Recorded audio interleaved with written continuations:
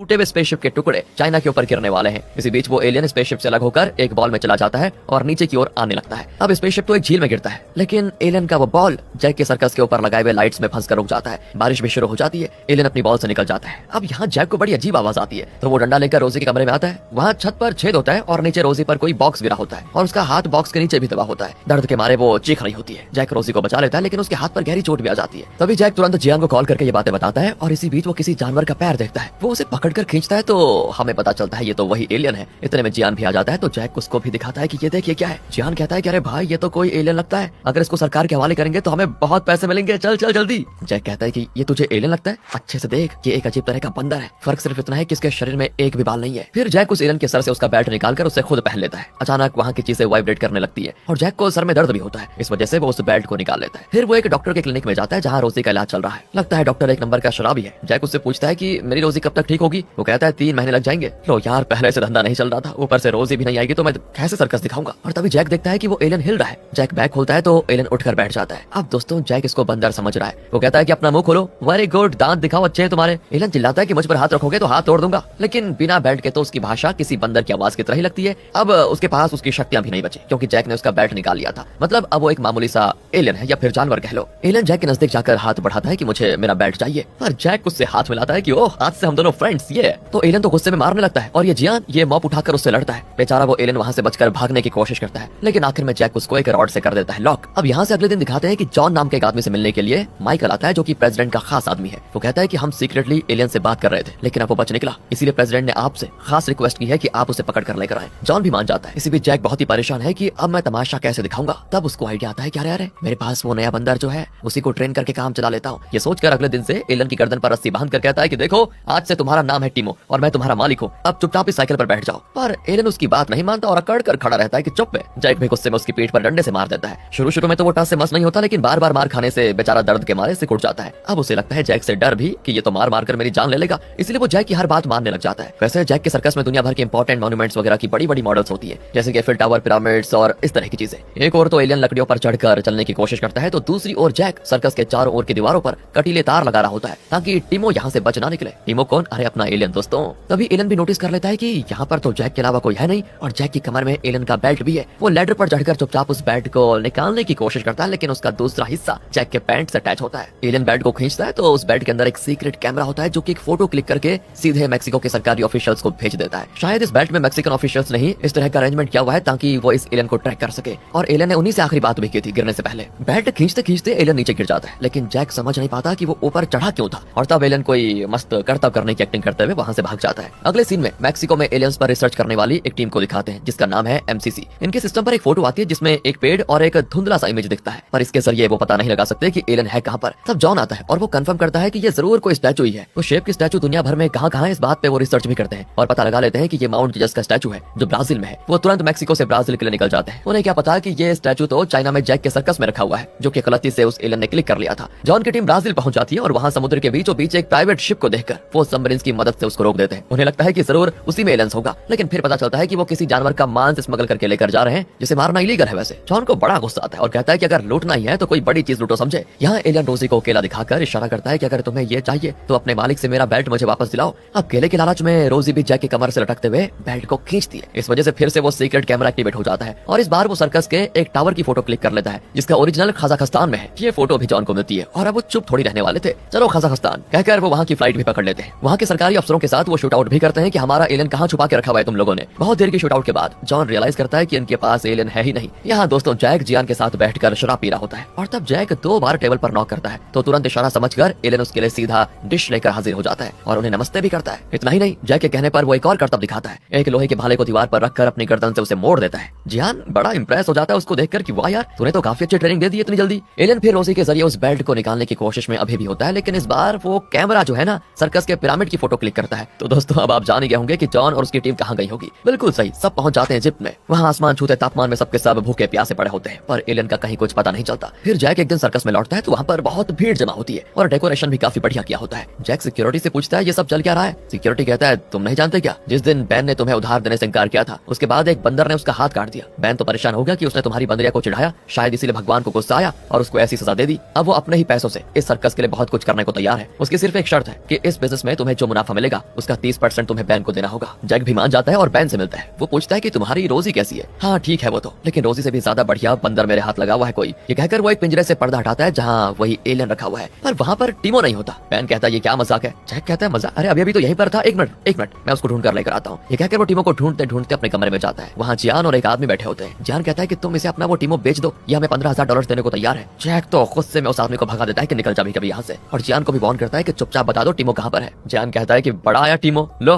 मैंने उसे इस पिंजरे में बंद करके रखा हुआ है, कर लो इसकी पूजा। अरे इस दुनिया में बंदर का तमाशा देखने कई लोग आते हैं, तुम भी वही करोगे तो ऑडियंस कहाँ से मिलेगी, कुछ अलग करो। जैक कहता है कि अच्छा तुम्हें लग रहा है ये मेरा मामूली बंदर है, ले लो ये लो पकड़ो और करतब दिखाओ इसके साथ, करो इसे कंट्रोल। और अपना बेल्ट निकालने की वजह से जैक का पैंट ढीला होकर उतर जाता है। जैक जोश में उसको उतार फेंकता है। असल में उसी पैंट में फंसा हुआ है एलियन का वो बेल्ट, और एलियन भी उसको देख लेता है। अब जियान पिंजरा खोल देता है और एलियन से कहता है कि देखो टीमो, मैं जो कहूंगा तुम वही करोगे, और अगर तुमने ऐसा किया तो मैं वो सब दूंगा जो तुम्हें चाहिए। वो कहता है अटेंशन, तो एलियन अटेंशन के साथ साथ सैल्यूट भी करता है। जैक हंसता है कि ये सब तो मैंने इसको पहले ही सिखा दिया था, तुम कुछ नया सिखाकर उससे करवाओ तब पता चलेगा। तो जियान उसे पुशअप्स करना सिखाता है, लेकिन एलियन तो पुशअप्स के साथ साथ 6 पैक का वर्कआउट भी करता है। देखा ये है मेरी ट्रेनिंग। इस तरह जैक अपना रौब झाड़ा होता है कि इसी बीच ये देखिए एलियन मजे से बाहर चला गया। उसे पकड़ने के लिए जैक तुरंत शटर लगाकर बाहर आता है तो देखता है कि वो एक ट्रक में चढ़कर समुद्र तट के पास वाले मार्केट में पहुंच जाता है। ये लोग तो उसको साइकिल में चेस करते करते वहां पर आ जाते हैं, और तब वो एलियन साइकिल में वापस इनकी दुकान पर आ जाता है और शटर खोलने की करता है कोशिश। ओह खोल नहीं पाता बेचारा। वो तुरंत सामने वाले डॉक्टर के घर में चला जाता है। फिर जैक और जियान वहां पर आ जाते हैं और पूछते हैं कि तुमने यहाँ किसी बंदर को घुसते देखा क्या। डॉक्टर तो नशे में बड़बड़ाता है कि मैंने कुछ नहीं देखा भाई। असल में डॉक्टर के कुछ पेशेंट्स वहां पर एक्यूपंक्चर और कपिंग थेरेपी के लिए होते हैं। एलियन भी उन्हीं की तरह एक बेड में चादर ओढ़कर लेटा होता है। जब उसकी पीठ पर ग्लास जार्स को रखा जाता है तो दर्द के मारे वो उठकर भागता है और छत पर पहुंच जाता है। ये लोग उसको अभी भी चेस करते हैं, लेकिन ये देखिए जैक की ट्रेनिंग उसे कितने काम आ रही है। वो एक डंडा लेकर केबल के ऊपर चलने लग जाता है। जियान तो हंस देता है कि यार ये वाकई काफी टैलेंटेड बंदर है, इसके लिए 15,000 नहीं $35,000 मांगेंगे। इसी बीच एलियन जैक की खिड़की की दुकान के अंदर चला जाता है और जैक के पैंट से अपना बेल्ट निकालने की करता है कोशिश। इतने में जैक पहुंच जाता है वहां पर और कहता है कि आज मैं तुझे इतना मारूंगा कि तुझे तेरी नानी याद आ जाएगी।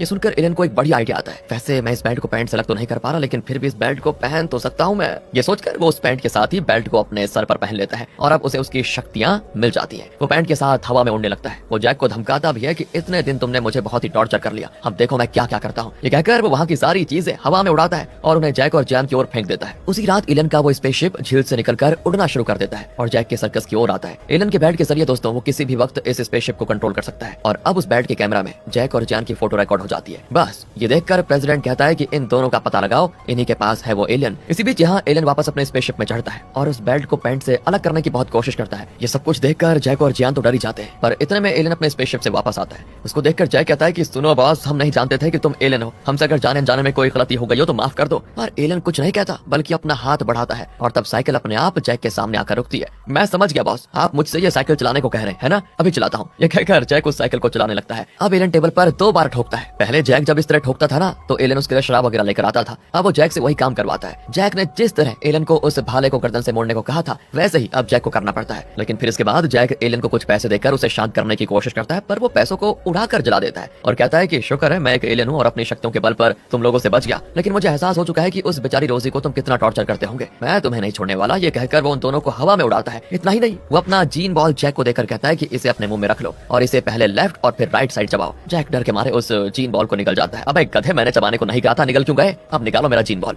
ये कहकर वो दोनों को उल्टा लटका देता है और उसके मुंह से बॉल निकालने की कोशिश करता है। इतना ही नहीं, एलन ने काफी शराब भी पी ली थी जो शायद उसको पची नहीं, वो उल्टियां करने लगता है। जियान कहता है कि देखा मेरा कमाल, मैंने इसको जो शराब पिलाई थी ना उसी का कमाल है ये, अब जल्दी से उतरकर वो बेल्ट निकाल लो। जैक वैसा ही करता है और तुरंत पुलिस को कॉल कर देता है। पर जियान को एलन पर बड़ा गुस्सा आ गया था क्योंकि उसने जियान के पैसे जला डाले। वो एलन से बदला लेने का करता है फैसला। तो इसी बीच एक पुलिस ऑफिसर आ जाता है। जैक उसे बताता है कि एक एलन यहाँ पर घुस आया है। ऑफिसर कहता है ये क्या बक रहे हो, कहीं ज्यादा शराब तो नहीं पी ली तुम दोनों ने। तभी जियान आकर कहता है कि सर ये नशे में है तभी तो फालतू की बातें कर रहा है। ऑफिसर कहता है समझाओ अपने दोस्त को, आइंदा पुलिस का वक्त बर्बाद किया तो जेल में डाल देंगे। पुलिस को दफा करने के बाद जियान जैक से कहता है अबे सुन, उस एलियन के लिए मैंने एक नया प्लान बनाया, उसे हम सरकार को नहीं देंगे। फिर वो एक बड़े बोतल पर से कपड़ा हटाता है तो उसमें होता है एलियन और उसे शराब में डुबो कर रखा होता है। जियान जो हर चीज से शराब बनाने में माहिर है, वो कहता है कि कल सुबह तक ये अलग ही फ्लेवर वाली शराब बन जाएगी, इससे एलियन का भी खात्मा हो जाएगा और एक बढ़िया शराब भी बिक जाएगी। जैक को ये आइडिया अच्छा नहीं लगता, लेकिन फिलहाल समस्या निपट गई है। ये सोचकर फिर दोनों और शराब पीते हैं। दूसरी ओर दोस्तों जॉन और उसकी टीम ये जान चुकी है कि एलियन जैक और जियान के पास है, इसलिए वो चाइना आ रहे होते हैं और यहाँ ये दोनों रात भर शराब पीकर आराम से सो जाते हैं। जॉन के आदमी जैक को जगाते हैं तो कहता है कि अरे जाओ यार आज सर्कस बंद है। तब वो जैक को थप्पड़ मारते हैं, तब जाकर इनका नशा उतरता है। माइकल फिर दोनों से पूछता है कि देखो हम जान चुके हैं वो एलियन तुम्हारे पास है, बताओ कहाँ पर है वो। तब जॉन उस बड़े बोतल के पास बैठता है जिसमें एलियन एलियन को शराब में डुबो कर रखा हुआ है, पर पानी साफ नहीं होता, तो जॉन को एलियन ठीक से नजर आता ही नहीं। उस बॉटल का पाइप जरा लीक करता है, तो जॉन उस लिक्विड को टेस्ट करके जानना चाहता है कि ये शराब है या फिर क्या चीज है। फिर क्या था, वो ग्लास में शराब निकाल कर पीने लग जाता है। फिर माइकल रोजी का कमरा चेक करता है, पर वहाँ भी एलियन नहीं मिलता। लेकिन जैक देखता है कि उस एलियन का सूट इस कमरे में एक और पड़ा हुआ है और रोजी लॉफ्ट में बैठी हुई है। जैक को फिर आता है एक आइडिया और वो रोजी के सारे बाल शेव करके उसे एलियन का सूट पहना देता है और सभी से कहता है कि ये रहा वो एलियन।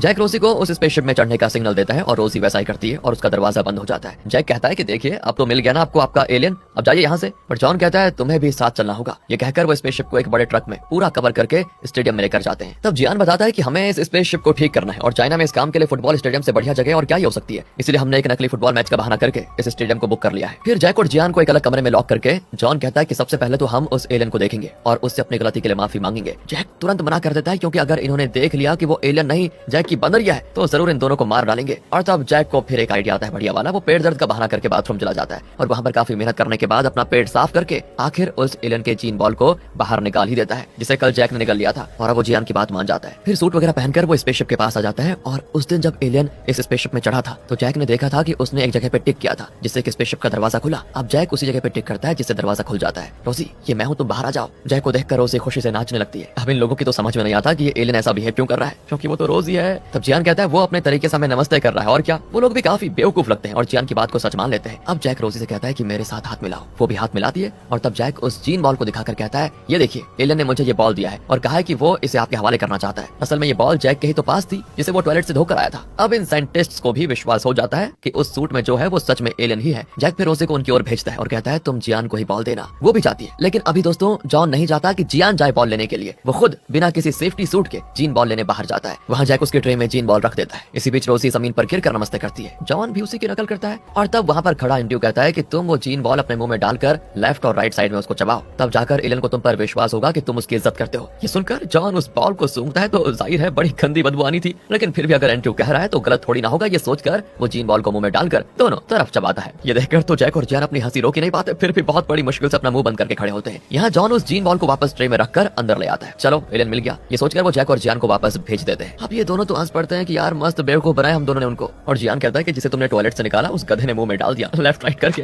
खैर कम से कम उस एलियन के मामले से हम बच तो गए। जैक कहता है कि पागल मत बनो, मेरे इंस्ट्रक्शन के बिना रोजी उस स्पेसशिप में कभी नहीं चढ़ेगी, मतलब जरूर थोड़ी देर में उन्हें शक हो जाएगा। जियान कहते हैं हाँ तुम ठीक कहते हो, चलो यहाँ से कहीं दूर चले जाते हैं, तब वो हमें पकड़ नहीं पाएंगे। पर जैक गाड़ी रोककर कहता है कि यार नहीं मैं नहीं जाऊंगा, मुझे रोजी को वापस लेकर आना है। जियान चिढ़ जाता है कि अगर तुम पकड़े गए तो वो लोग गन से शूट कर देंगे तुम्हें, तुम्हारे पास दो ऑप्शन है, या तो तुम मुझे चुनो या फिर अपनी उस बंदरिया को। जैक झट से कहता है मैं तो रोजी को ही चुनूंगा। गुस्से में जियान गाड़ी से उतरकर चला जाता है। जैक अब एक गाना प्ले करता है जिसे वो अक्सर रोजी को सुनाता था और उस पे वो नाचती भी थी। यहाँ लैब में बैठी रोजी को वो गाना सुनाई पड़ता है जिसे जैक प्ले कर रहा था। वो तुरंत एयर वेंट के जरिए बाहर भाग आती है। अब इससे पहले कि वो उसे पकड़ पाते वो दीवार टापकर पेड़ों की शाखाओं को पकड़कर सीधे जैक की कार में छलांग मार देती है। जैक भी तुरंत वहाँ से कार लेकर चला जाता है। अब यहाँ एक साइंटिस्ट जॉन को बताता है कि मैंने उस जीन बॉल को टेस्ट कर लिया है सर, उसमें टोटल 3 तरह के मटेरियल्स मिले हुए हैं। एक तो बंदर का डीएनए है, दूसरा ह्यूमंस का वेस्ट और तीसरी आपकी मुंह से निकली हुई लार, क्योंकि आपने उसे मुंह में डाला था। जॉन भड़क जाता है कि तुम कहना क्या चाहते हो? तो क्या किसी ने उस जीन बॉल को निकला और फिर से बाहर निकालकर मुझे दे दिया, यही कहना चाहते हो ना तुम? और मैंने मुंह में डालकर चबा दिया। जरूर उस जैक ने ये किया होगा, मैं उसे छोड़ूंगा नहीं। अब यहाँ जैक रोजी को लेकर वापस अपने सर्कस में आ जाता है और एलियन को